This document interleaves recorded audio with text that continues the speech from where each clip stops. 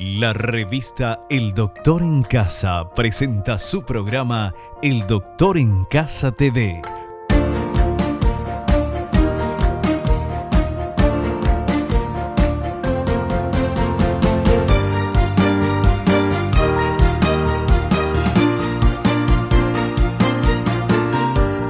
Con el patrocinio de Punto Pharma, tu salud y belleza.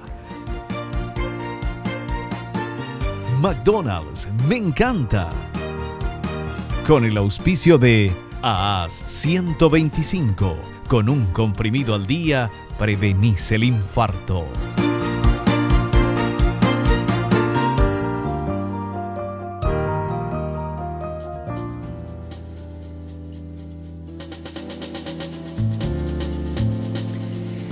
Hola, hola, hola, ¿cómo están todos? Muy, pero muy bienvenidos. Esto es El Doctor en Casa. En el programa de hoy vamos a hablar de mentiras y verdades de la enfermedad de Parkinson. Quien va a estar invitado, quien está invitado y está con nosotros es el doctor Gustavo Báez, neurólogo. Y atención con este dato, la enfermedad de Parkinson es un trastorno neurodegenerativo crónico que conduce con el tiempo a una incapacidad progresiva producida a consecuencia de la destrucción de ciertas neuronas, afectando dramáticamente la capacidad de caminar, de hablar, de escribir, tragar. Según la Organización Mundial de la Salud, la cantidad de personas con esta enfermedad se duplicará en 20 años. Hoy en día son 6.300.000 pacientes en el mundo. Para el año 2030 llegarán a ser más de 12 millones. Vamos a hablar de mentiras y verdades de la enfermedad de Parkinson con nuestro invitado. Y nosotros al inicio del programa queremos agradecer a las empresas que están apoyando nuestro programa, gracias a ustedes que están del otro lado, y hacer nuestro ejercicio rapidito de la gratitud, agradeciéndole a Dios por el don de la vida, el amor, la salud, la familia, los amigos, el trabajo y los compañeros de trabajo. De esta manera comenzamos El Doctor en Casa. Sean todos bienvenidos. Hacemos un pequeño corte, yo recibo a nuestro invitado y ya estamos con el tema mentiras y verdades sobre la enfermedad de Parkinson.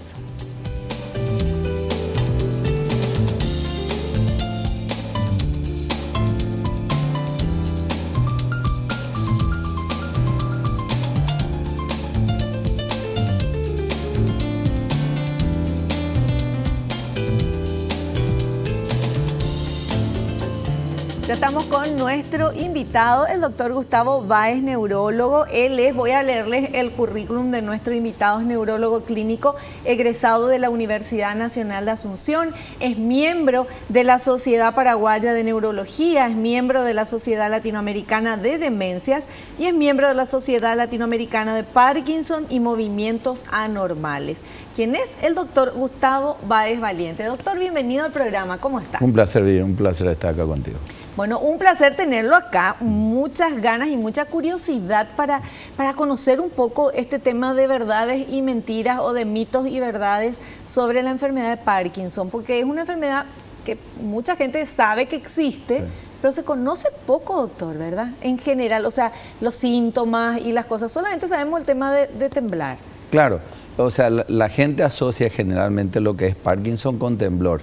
Siempre hay que aclarar que no todo parkinsoniano va a temblar. O sea, un 30% de la gente que tiene Parkinson nunca va a temblar, probablemente tiemble poco. Sí. O el tipo de temblor no es el temblor que a uno le enseñan, ¿cierto? Entonces, ahí donde viene la confusión y los errores diagnósticos que se ven en todo el mundo, no solamente en nuestro país. Entonces, inicialmente, cuando va avanzando la enfermedad o la patología, va a ser ya, digamos, fácil, pero en los primeros años es muy difícil de diagnosticar a veces. Claro. Y en nuestro país, doctor, ¿cómo estamos con el tema de cantidad de personas? ¿Es algo, hay mucho, hay poco en porcentaje? ¿Se manejan números? ¿Cómo está eso? Bueno, no tenemos una estadística así real, pero habíamos hecho hace algún tiempo, digamos, un estudio en Parkinson, o sea, parkinsonismo, o sea, lo que es rigidez, temblor, y los departamentos que más tenían era Central, Cordillera y Paraguarí, ¿cierto? Sí, coincidía más o menos con el acuífero Patiño, eso es lo que habíamos detectado, ¿cierto? Sí. La rigidez, o sea, los pacientes con cuadros extrapiramidales, donde entra el Parkinson, se acentuaban pasando el río Tebicuar, o sea, y terminaban en la zona Arroyo Estero, o sea, más o menos esa era la franja. Se veía mucho alrededor del lago San Bernardino, dentro de la zona del lago vive mucha gente, viven gente que son descendientes alemanes, árabes, sí. Viven, digamos, sí. Gente nativa del lugar incluso, sí. Y todos ellos había mucho parkinsonismo, incluso familiar. Se acentuaba en esa zona lo que era el parkinsonismo en pacientes, digamos, en grupos familiares. O sea, por eso el Parkinson y los parkinsonismos son, digamos, característicos y tienen cierta identidad en cada región. No es lo mismo el parkinsonismo en el centro de Sudamérica que en el litoral brasilero o el sur de la Argentina. Se comporta en forma diferente y a veces responde a medicación también. No, digamos, un poco distinta, digamos, al esquema tradicional que está en la literatura. ¿Sí? Una consulta, pero esto de las zonas así tan delimitadas, sí. ¿Eso se hizo un estudio de algo del ambiente, alguna cosa claro, así? Claro, lo que se encontró es que, o sea, la literatura y lo que se ve es que la gente que toma agua de pozo, que tiene más chance de tener, digamos, Parkinson o parkinsonismo.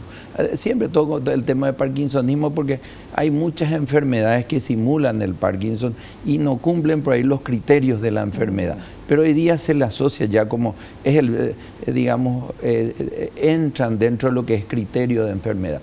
Pero hasta hoy día, este año es el mundial en Chile y hay probablemente el mundial de neurología. O sea, los mundiales de neurología se hacen cada 2 años. Y probablemente se definan el tema de movimientos anormales, cómo se va a clasificar, porque recordate, Vivi, que son patologías que son clínicas. Claro. O sea, no puedo hacer el diagnóstico por radiología, laboratorio. Claro. Hay genética, pero hay gente que tiene genética de enfermedad, de Parkinson. Yo tengo los genes, pero no desarrollo la enfermedad. Sí. O sea, el tener la genética nada más que me dice, mire, tenga cuidado que puede desarrollar la patología. Tiene más posibilidades. Más chance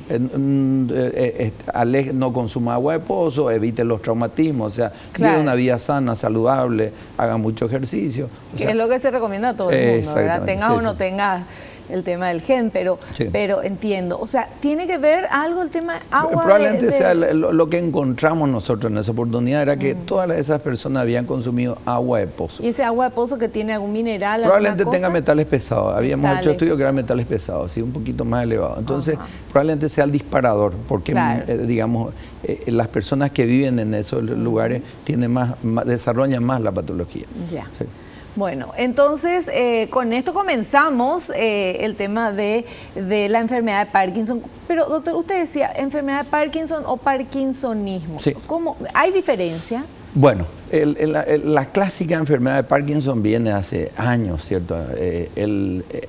Había descrito un señor Parkinson, o sea, que no era médico, tenía una revista y... así fue. Así fue. Y vio que una persona temblaba mucho y no podía moverse. Le llamó parálisis agitante. O sea, temblaba y no se podía mover. Sí. Estaba rígido y a la vez temblaba. Con el tiempo,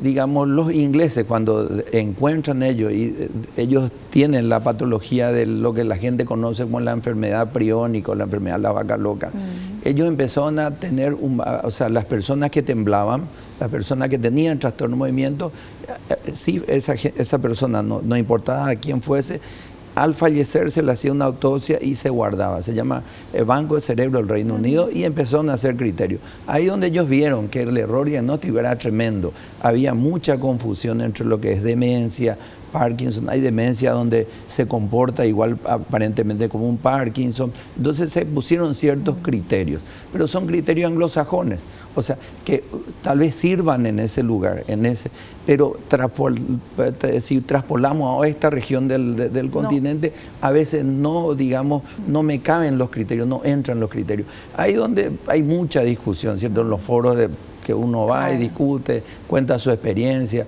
Entonces, la misma medicación, a veces que en algún paciente viene el extranjero y te dice, esta medicación me cambiaron. Entonces, uno tiene que explicarle que hay Parkinson que responden a cierta medicación y otros que no responden. Claro. ¿Y el comportamiento del Parkinson, entonces, de la enfermedad de Parkinson en diferentes lugares del mundo, es diferente. Digamos, tiene ciertos matices, digamos. Hay lugares, por ejemplo, donde van a usar cierto tipo de medicación que le va a responder. Hay, por ejemplo, en el continente, en el norte, no usan cierto tipo de droga. Nosotros usamos otro tipo de medicación de inicio. No hablo de la levodopa, que es la droga madre, ¿cierto? Pero al inicio de la patología, donde uno tiene chance de estirar la enfermedad, tratar de que no progrese, digamos, donde uno usa una medicación para frenar, digamos, para enlentecer, como una enfermedad progresiva neurodegenerativa, se usa, cada, digamos, lugar del planeta tiene su, digamos, tiene su medicación. O sea, cada médico cuenta su experiencia y es diferente. Eso uno. Increíble. Bueno, y ahí, por eso justamente era el tema del programa de hoy, que queremos aprender un poquito más. Tenemos material preparado por nuestro equipo de producción. El primer material habla de mentiras sobre las causas. Vamos a ver, por favor, señor director, este material. Mentiras sobre las causas. Es una enfermedad contagiosa y hereditaria. Es evidente que no se trata de una enfermedad contagiosa y tampoco se han documentado importantes casos generalizados de transmisión de la enfermedad de una generación a otra. Tan solo un 10 a 15% de los pacientes tienen algún familiar con la enfermedad, incluyendo a los parientes cercanos y lejanos. Es una enfermedad propia de las personas mayores. Se han documentado casos de enfermedad de Parkinson en jóvenes con menos de 20 años. Aparece con más frecuencia en el rango de edad que va de los 40 a los 70 años.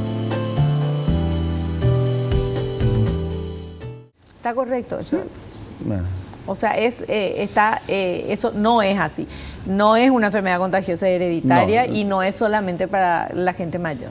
Claro, no es una enfermedad contagiosa, es una enfermedad neurodegenerativa, que hasta hoy día se discute. O sea, el inicio, ¿dónde empieza el Parkinson? Siempre hablamos nosotros que el Parkinson tiene unos criterios que aparecen antes. Ahí es donde entra la agudeza clínica. O sea, generalmente el Parkinson no es temblor, generalmente empieza en el abdomen, se dice. O sea, empieza dentro de las células tiene que entrar una proteína y tiene que dañar la célula. ¿Dónde empieza eso? En el abdomen. O sea, eso fue hace 10 años que un inglés, un patólogo, puso unos criterios que se llaman criterios de Braak. Entonces, la persona generalmente, ¿cómo se va a manifestar? Y va a ser estreñida. ¿Qué otra cosa va a tener? Y cuando vaya ascendiendo esa patología, va a ir tomando en la parte del tronco cerebral. Van a tener trastorno de la olfacción. Generalmente en ciertos lugares, digamos, en el continente europeo, ellos tienen el paciente que va a desarrollar o desarrolló la patología tiene trastorno de la olfacción, huele poco, tiene anosmia, tiene hiposmia, cosa que no vemos acá, por ejemplo. La patología va ascendiendo, entonces empieza a tener trastorno de la presión, sube, baja la presión, se vuelve inestable, tiene lo que se llama hipotensión postural, se para, le baja la presión, puede hacer un cuadro sincopal, se puede desmayar el paciente. Posteriormente aparece el trastorno del equilibrio. Entonces, tratamos no ahí la patología, diagnosticamos. Hay algunos que dicen, bueno, ahí ya tenemos que tratar. ¿Cómo tener la seguridad de que porque es estreñido sí, ya está? Claro, por eso hay unos criterios que son depresión, estreñimiento, y a eso hay que agregar el trastorno del sueño REM. ¿Qué son los trastornos del sueño REM? El paciente habla a la noche, patea, grita. O sea, el paciente está viviendo su sueño del soñar. O sea, eso, digamos, son síntomas preclínicos de la aparición.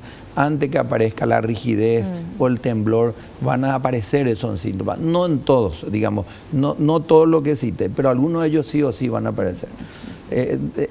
Acá, ¿qué más vemos? Acá en Paraguay, ¿qué más vemos? Vemos trastornos del sueño, vemos gente con mucho estreñimiento, digamos, esas dos, y los trastornos, digamos, posturales. Hacen hipotensión, se paran y se marean, la gente dice, putú, y se le oscurece la vista. Entonces, digamos, son síntomas que van a aparecer. Bueno, entonces uno, digamos, ya tiene, algunos medicarán, otros no. pero ya son síntomas de alerta, entonces uno tiene que chequearle al paciente. No le podemos chequear haciendo una tomografía, una radiología, una placa, porque laboratorio, porque no va a salir nada. Claro. Es evaluar al paciente, no cada semana, sino dentro de 6 meses le vemos, o sea, uno le tiene que examinar y ver si van apareciendo el signo cardinal, que es la rigidez, el endurecimiento, o sea, el Parkinson se define como trastorno de la postura y la rigidez. Básicamente así uno define lo que es un Parkinson, no temblor ni nada así. Claro, pero es muy delicado el lugar, el límite entre, para poder, como médico digo, sí, ¿verdad? Para poder definir, porque una persona puede tener estreñimiento, sí, puede tener presión baja, sí, puede tener, qué sé yo, alguna otra cosa. Depresión, sí, y no necesariamente va a ser Parkinson. Sí.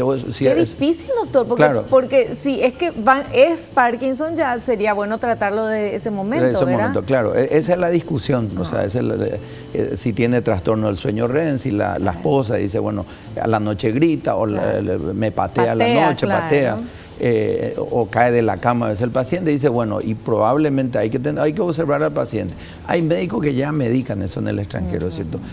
No, por supuesto, usan medicación, digamos, que no va a agravar, o sea, no va a producir mucho efecto secundario en el paciente. Claro. Entonces, son medicaciones no la estándar del Parkinson. Son medicaciones que se llaman agonistas dopaminérgicos, o sea, hacen que se produzca más dopamina en el cuerpo. Que recordemos que la falta de dopamina es lo que dispara la clásica enfermedad de Parkinson. Claro. Bueno, nosotros tenemos que hacer un corte, pero me quedé con mucha curiosidad. O sea, realmente el síntoma, así que ya sí o sí esto es Parkinson, es cuando la rigidez. Rigidez y el trastorno de postura del paciente. Bueno, perfecto. Vamos a seguir hablando a la vuelta del corte. Enseguida volvemos.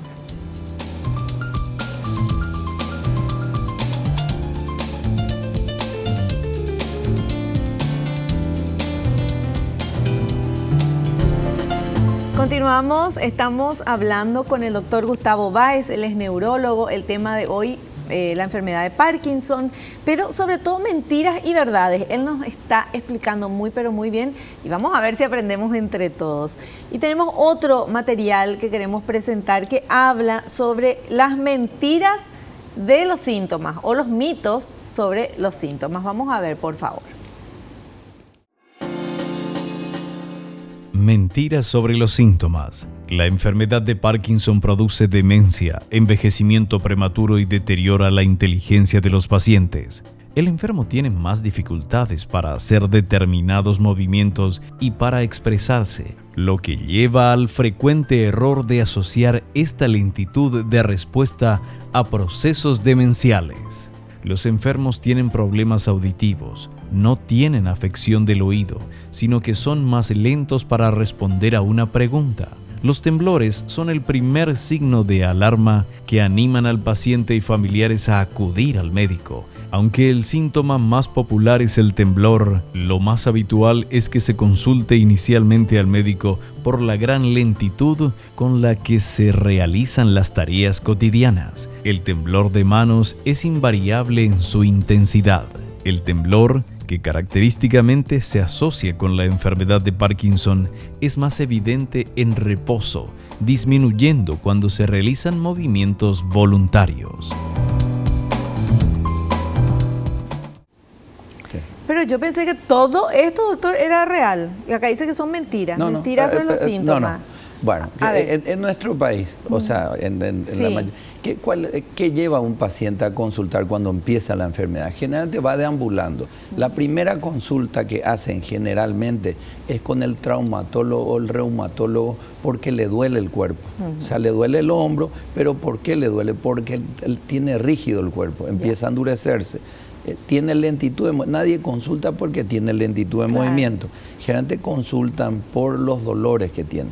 Posteriormente, si o van al clínico por los dolores y dice, bueno, este paciente tiene ciertos criterios que me parece que es un Parkinson, van a derivarlo al especialista. Bueno, en cuanto a los temblores, no todo paciente que tenga enfermedad de Parkinson va a tener temblores. Hay un temblor característico que se llama cuenta moneda. Parece que el paciente está contando monedas. y lo que le caracteriza es el temblor de reposo. El temblor, o sea, los temblores van a existir en el Parkinson. Sí. Puede ser inicialmente, puede ser tardíamente, pero no es, digamos, no se va a ver en un 100%. No hay que asociar temblor con Parkinson. Y hay gente que va a tener temblor, pero no va a tener enfermedad de Parkinson. Entonces, cuando hablamos de temblor de reposo, si yo apoyo la mano y me empieza a temblar, eso es un temblor de reposo. Si es un temblor de postura, yo extiendo la mano y generalmente pasa el temblor en el parkinsoniano. Al hacer este movimiento le pasa, y paradójicamente al apoyar donde a la mayoría nos pasaría un temblor, ahí es donde ellos empiezan a temblar más. Pero para que se entienda, no todo temblor significa Parkinson, ni toda gente que tiembla tiene enfermedad de Parkinson. Y en nuestro país lo que le caracteriza, o sea, ¿a dónde va primeramente? Generalmente al reumatólogo, al traumatólogo por dolores musculares. Perfecto. Bueno, esas son algunas de las mentiras sobre los síntomas de esta enfermedad, y vamos a seguir aprendiendo. Mentiras, dice, pero es más mito, ¿verdad? Mentira parece muy fuerte. Bueno, ahora tenemos otro material sobre la seriedad de la enfermedad de Parkinson. A ver, señor director, ¿qué dice este material? Mentiras sobre la seriedad de la enfermedad de Parkinson. Es una enfermedad neurológica menor. Es la segunda enfermedad neurodegenerativa con mayor prevalencia. Es una enfermedad que no limita la realización de tareas cotidianas. Las personas que padecen la forma moderada o severa de la enfermedad se ven incapacitadas parcial y temporalmente para desarrollar tareas y desarrollar una vida social normal. El único síntoma incapacitante son los movimientos involuntarios de la mano. El cuadro sintomático es amplio, desde alteraciones motoras y fatiga, pasando por problemas de ansiedad y depresión, hasta llegar al deterioro de la capacidad verbal. Sí, bueno. A ver, con esto. Habíamos dicho lo de los temblores y todo eso. Entonces, es una enfermedad neurodegenerativa, una enfermedad que va progresando, ¿cierto? Sí. Entonces, tenemos que clasificar en dos partes del Parkinson. Uno lo que se llama Parkinson, donde tiembla la gente, llamamos Parkinson tremórico. O sea, en dos vamos a clasificar. Y el otro, el Parkinson rígido, donde casi no hay temblor o hay escaso temblor o aparece muy tardíamente. La gente que tiembla, o sea, si yo tiemblo, tengo buen pronóstico. Generalmente esos parkinsonianos tienen buen pronóstico, solamente que les limita socialmente. O sea, si me voy a una cena y tiemblo, me va a costar. O sea, estoy delante de las personas. Hay gente que tiene esa capacidad que por más que tiemble, socializa. Hay gente que le afecta, o sea, la resiliencia, la capacidad de absorber tiene baja, entonces le va a afectar. Hay gente que no le va a importar tanto, entonces va a socializar. En cuanto a la rigidez, los que tienen rigidez tienen peor pronóstico. La gente que tiene rigidez tiene peor pronóstico, y ahí va a entrar la habilidad del médico de jugar con la medicación para tratar de extender un poquito y saber cómo utilizar. Porque la gente que tiene rigidez hace lo que se llama trastornos motores. Con el tiempo puede hacer, digamos, disquinesia, puede hacer cierto tipo de movimiento, le llamamos corea. Corea quiere decir baile, parece que está bailando el paciente. Entonces hay que saber administrar la medicación en esos pacientes. Digamos, eso sería en cuanto a clasificando la enfermedad. Y en cuanto a la memoria. Generalmente la memoria va asociada al inicio con la depresión. La persona que tiene depresión tiene trastorno, digamos, de la memoria reciente. ¿En serio? Trastorno, ¿por qué? Porque la cognición empieza con la atención. O sea, si yo estoy depresivo o yo estoy ansioso, se me pierde el celular, la llave, o sea, tengo trastorno en la memoria reciente, no la tardía, ni los otros, ni la orientación, nada de eso. Entro a buscar algo y digo, ¿qué vine a buscar? No sé qué me fui a buscar, regreso y digo, me fui a buscar tal cosa, ¿ves? Pero eso tiene que ver con la parte psíquica, generalmente, o sea, eso, digamos, ahí entra el cuadro depresivo. Pero la depresión eso es siempre, o sea, constante, ¿verdad? Claro, aclarando que la depresión se ve en un 80% del paciente parkinsoniano. Es alta la depresión, en mayor o menor medida. Hay parkinsonianos con una depresión leve, hay otros que tienen una depresión marcada. En cuanto a eso podría afectar la memoria. Después tenemos también demencia. Hay un 30 o 40% de los parkinsonianos van a tener demencia. ¿Demencia qué es? La capacidad para, digamos, razonar, aprender. Digamos, la demencia se considera, empieza con la atención, la memoria, el cálculo, la orientación en tiempo-espacio, no sé dónde estoy, quiero irme a mi casa. Claro. Eso es demencia. Entonces, pero no es que la demencia va a aparecer ya, sino en la etapa tardía de la enfermedad, ¿cierto? Y los pacientes que tienen rigidez tienen mucho más chance de hacer demencia. Eso no se sabe hasta hoy día por qué. Ya. Bueno, pero esto que usted decía de olvidarse de las cosas, entrar y que esto es cuando, eso le preguntaba yo, es cuando es una constante que nos pasa casi siempre, porque a todo el mundo le pasó alguna vez que entraste a algún lugar y que vine a buscar acá, o dónde dejé las llaves, ¿verdad? Sí, por eso. Eso es normal, por eso, ¿a natural. qué voy? Siempre los cuadros depresivos empeoran los trastornos de la memoria del Parkinson. No es que el parkinsoniano, pues hay parkinsonianos que realizan una actividad normal. O sea, básicamente están limitados por los trastornos del movimiento que van a tener, pero tiene una condición excelente, ¿cierto? Perfecto. Bueno, tenemos que hacer un pequeño corte. A la vuelta vamos a continuar sobre estos mitos y verdades sobre la enfermedad de Parkinson. Volvemos ya.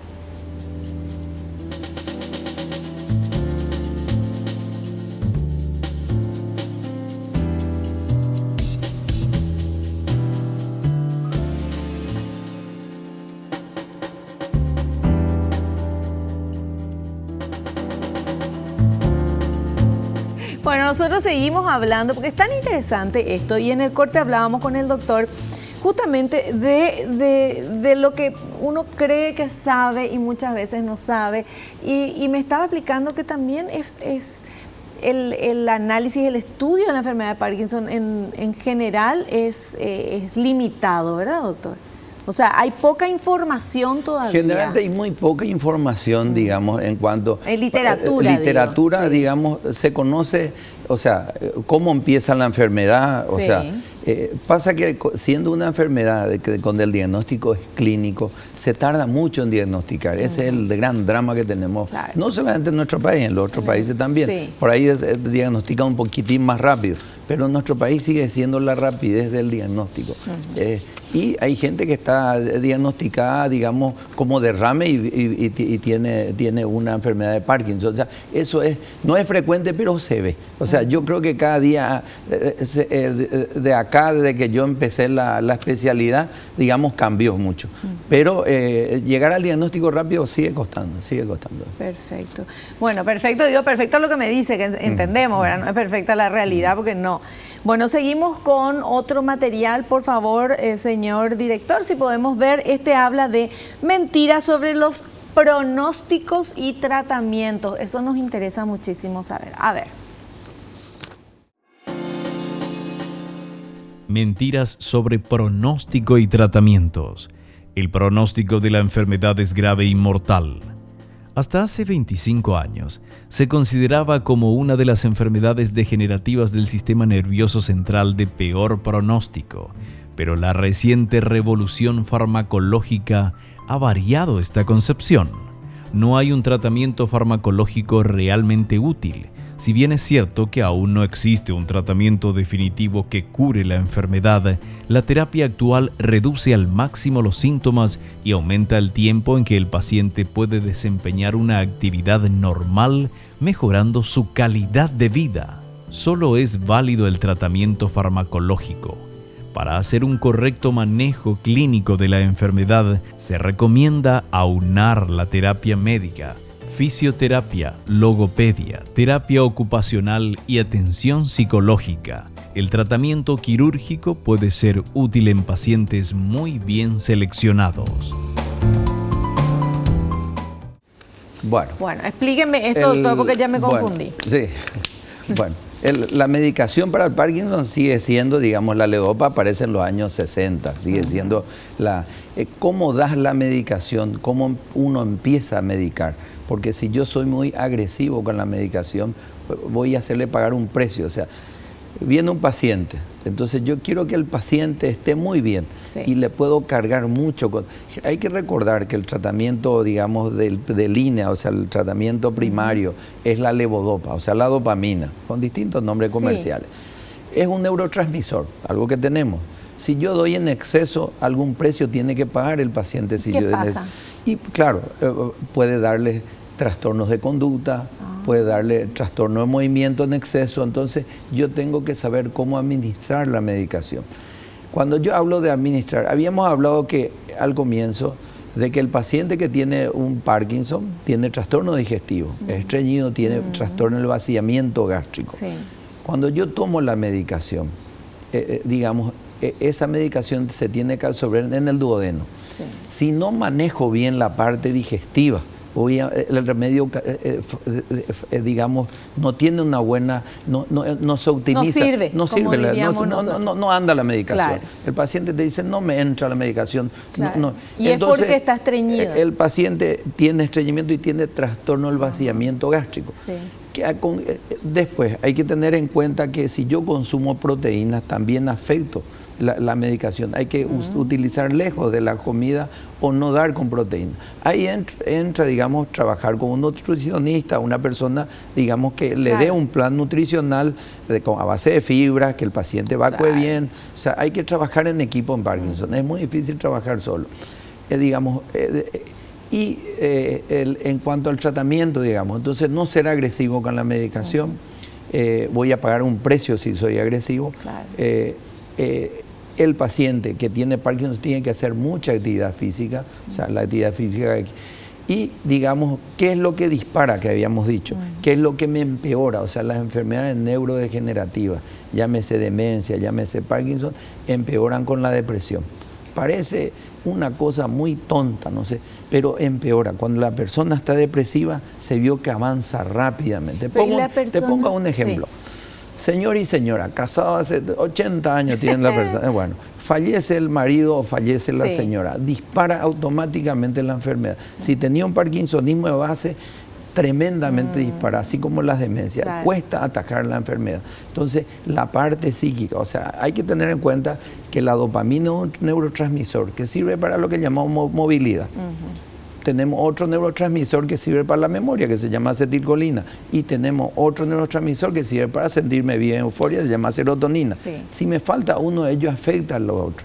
Por eso siempre tener en cuenta, trabajar con una persona que aumente, digamos, el humor de la persona, claro. digamos, hacer actividad física. La actividad física es muy buena para los cuadros depresivos. Sí.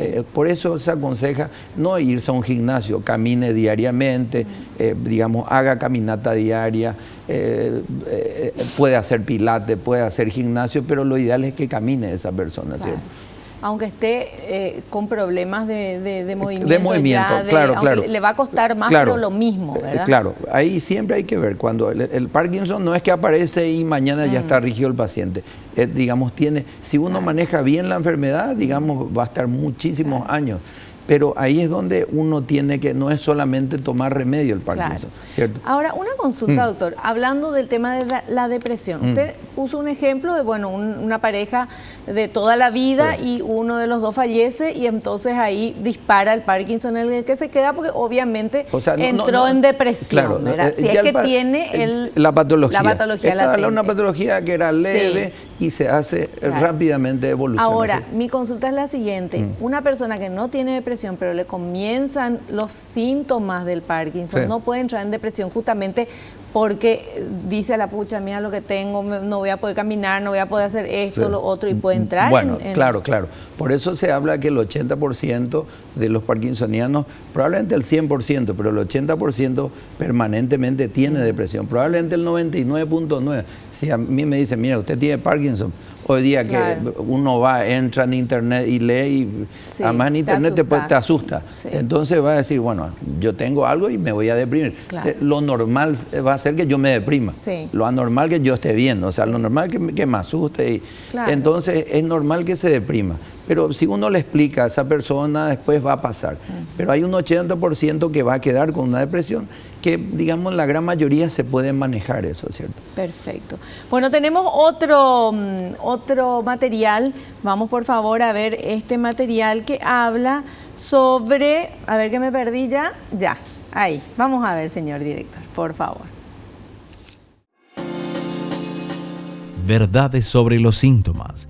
La depresión es frecuente en estos pacientes. La depresión es el trastorno mental que aparece con más frecuencia. Se calcula que entre Un 30 a 50% de los pacientes puede padecer alguna forma de depresión.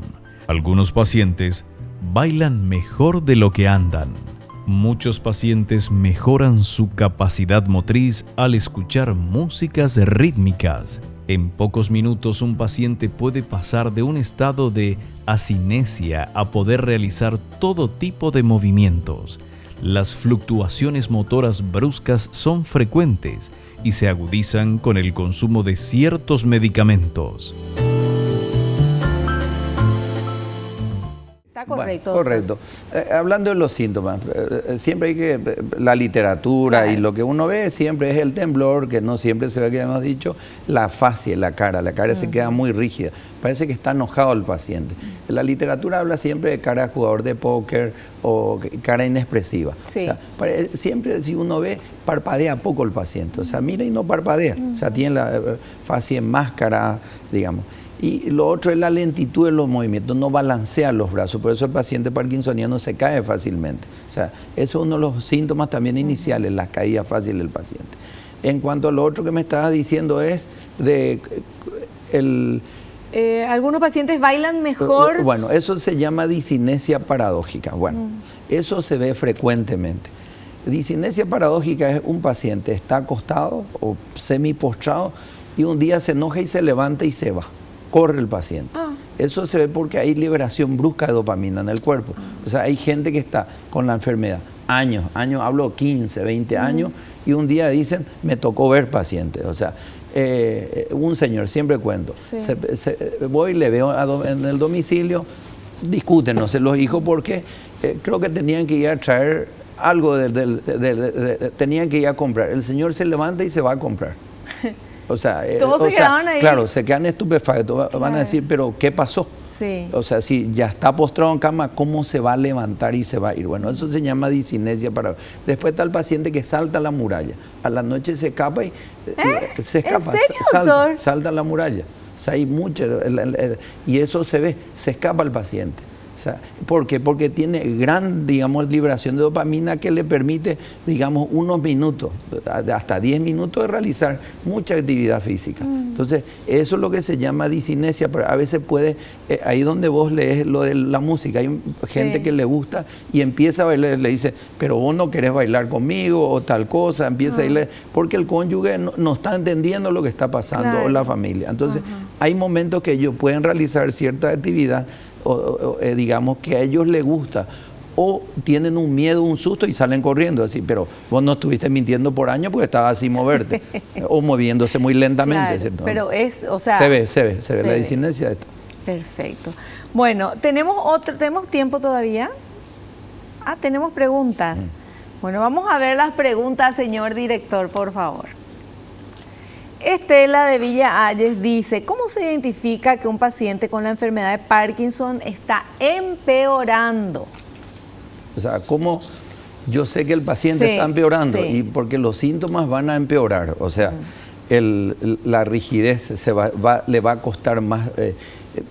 Cuando yo hablo de empeorar en el Parkinson, puedo referir a su movilidad, me puedo referir a su trastorno del sueño, porque los trastornos del sueño, he dicho que siempre hay que recordar que cuando, vamos a suponer que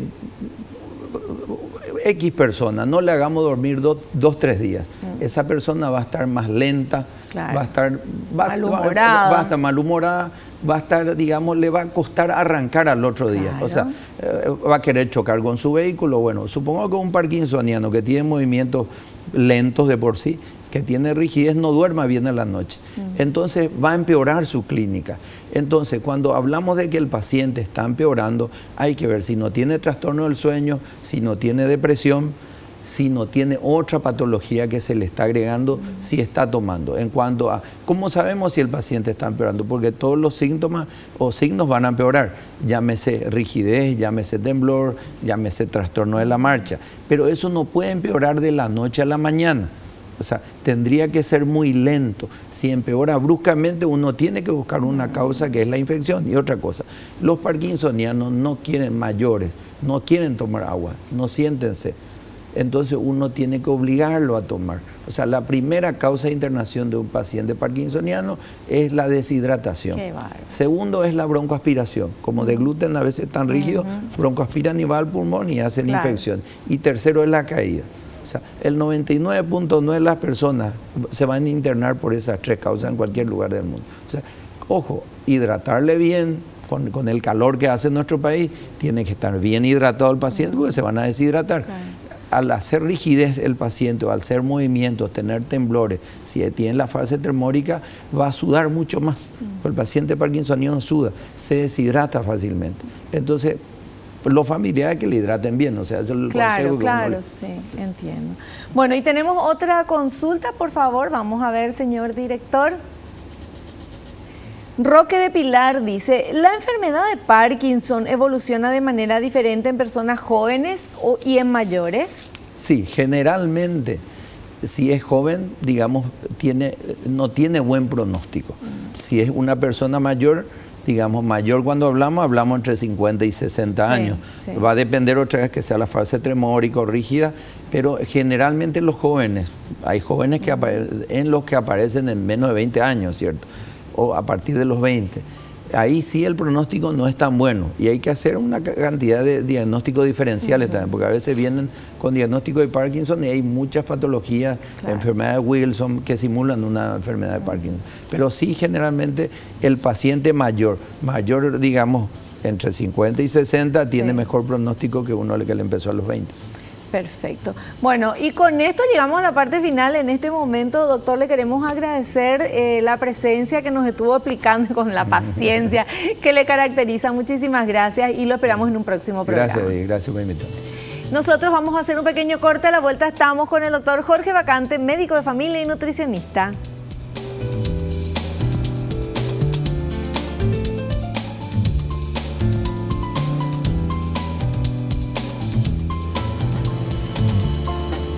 Doctor, ¿cómo le va? Estamos con el doctor Jorge Bacante. ¿Qué tal, doctor? Bien, señora, ¿cómo está usted? Gracias por la invitación. Es un gusto, ¿eh? Sinceramente estar... Para nosotros también. Es como si fuera que estuviéramos en familia en una charla de El café. doctor en casa, doctor. El doctor claro, en casa, por supuesto. Bueno, ¿cómo anda? ¿Qué nos puede decir de todo esto que estuvimos viendo? Bueno, usted vio el planteamiento del colega, ¿no? ¿Sí? Es una enfermedad degenerativa que muchas veces es progresiva, que nunca, pero que no nos debemos quedar con ese criterio solamente, sino pelear a la enfermedad.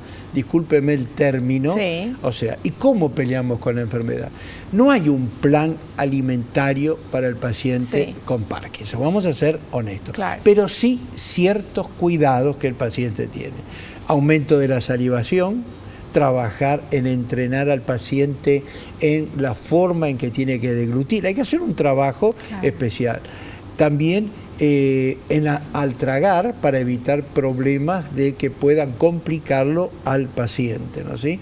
O sea, en la calidad, o sea, en la forma de presentación, puré, de líquido, etcétera, medio pastosa la alimentación, que facilite la ingestión del alimento. Muchas veces el paciente puede presentar estreñimiento y lo presenta por la misma enfermedad e intentar de aumentar el aporte de fibra. Y algo que dijo muy bien el colega y que remarcó es la deshidratación. Generalmente son pacientes que no toman líquido o toman poco líquido, sudan por la misma enfermedad y no ingieren líquido. Entonces nosotros tener presente eso, porque a veces la deshidratación en el adulto mayor puede dar a una confusión. Esos son puntos. Ahora bien, si usted me pregunta, como a veces hablamos concretamente, alimentos así que podríamos hacer, cereales integrales. ¿Por qué? Porque tienen vitaminas del complejo B y las vitaminas del complejo B enriquecen al sistema nervioso. Después tenemos las frutas secas y cereales integrales que tienen vitamina B3 entre todos los elementos que cuando usted da la L-Dopa muchas veces cae ese nivel de vitamina, entonces usted lo aporta. Verduras, hortalizas, frutas. ¿Por qué? Porque este paciente en distintas formas de presentación, porque a veces hay que hacerlo en forma de puré, en formas de tarta, en formas de budín, etcétera, en la cual usted aporta vitaminas, minerales que son tan necesarios en el paciente. Porque usted, planteémonos, en un paciente que tiene dificultad para deglutir, generalmente el temor a que le ocurra algo, ingiere menos alimento. Claro. Y eso puede llevarlo a una alteración de sus principios nutritivos, cosa que nosotros debemos tener. Legumbres, por el aporte de la vitamina B también, y los pescados de mar, o si no, directamente aceite de oliva por el omega 3, que es una gran sustancia enriquecedora del sistema nervioso. Claro. Creo que todo esto hace la conjunción, pero sin olvidarnos, alimentación, actividad física. Y justamente lo que estábamos hablando con usted hace un rato, intercambiando opiniones, es con la caminata, lo que se llama caminata nórdica, ¿no? ¿Sí? Un profesor de neurología en Verona, Chena, ha sacado la caminata nórdica. ¿Qué significa? Caminar con los bastones de esquí. Vio que dan grandes pasos caminando. ¿Por qué? Porque el 90% de los músculos se ponen en actividad. Aumenta o se entrena la coordinación. Claro. La coordinación, que es una de las cosas que empieza a perder o el paciente pierde por su propia enfermedad neurodegenerativa. Entonces, eso activa muy bien y se ha probado también en pacientes con esclerosis. Pero como estamos en el capítulo de Parkinson, es muy buen ejercicio con un bastón. No es necesario comprar el bastón de esquí, pero usted vio que dan grandes pasos. Sí. Y hace justamente la coordinación, ¿verdad? Cuando va un pie, la coordinación. Nosotros, usted imagínese que hace tiempo a nosotros nos entregaba un importante laboratorio que tenía L-Dopa, un fascículo donde había los distintos ejercicios que podían hacer los pacientes con Parkinson. Usted no se puede imaginar la movilidad que adquieren, cómo progresa, si usted los cuida en la alimentación, en la hidratación, en los cuidados especiales para que el paciente no sufra de nutrición y hace una actividad física, evidentemente la enfermedad usted la empieza a controlar. Qué maravilla, doctor. Le agradecemos la presencia, la síntesis que tiene siempre. Muchas gracias, de verdad. Gracias y lo esperamos en un próximo programa. Correcto, gracias. Nosotros nos despedimos hasta el próximo programa, si Dios así lo permite. Espero que te haya gustado, que hayas aprendido como lo hicimos todos aquí. No te olvides, naciste para ser feliz, no te conformes con menos. Chao, que pases bien.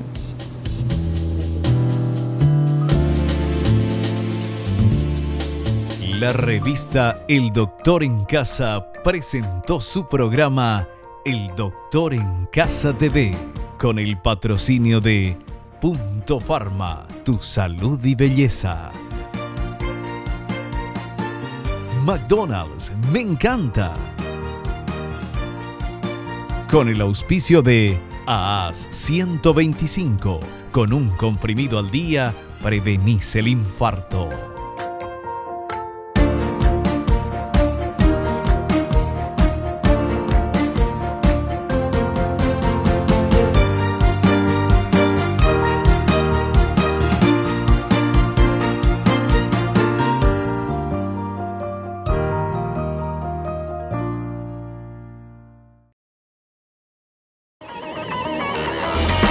Fue una realización de Alicante.